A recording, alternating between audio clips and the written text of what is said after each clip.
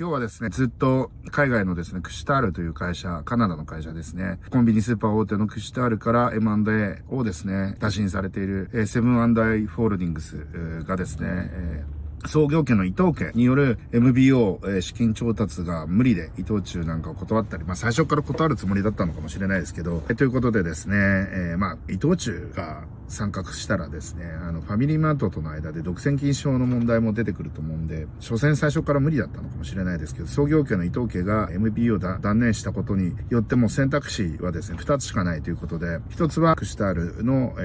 TOB 提案に乗る。もう一つは自主独立で株価を上げていく。これどっちかしかなかったわけですけれども、株価を上げるための施策をやっていくということで、なんとですね、2030年度までにですね、約2兆円のですね、自己株買いを行うという設定をしたと。自社株買いをすることによってですね、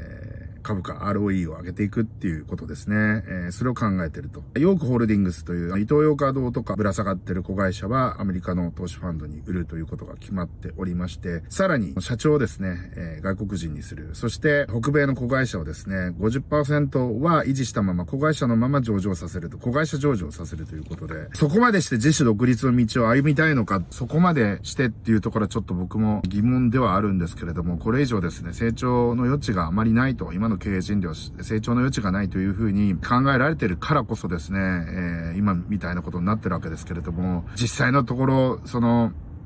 自主独立で経営して、これよりも株価が上がっていくのか。でも、第三者委員会が作られて、第三者委員会というか、独立委員会みたいなのを作られて、買収案を検討しなければいけなくなった。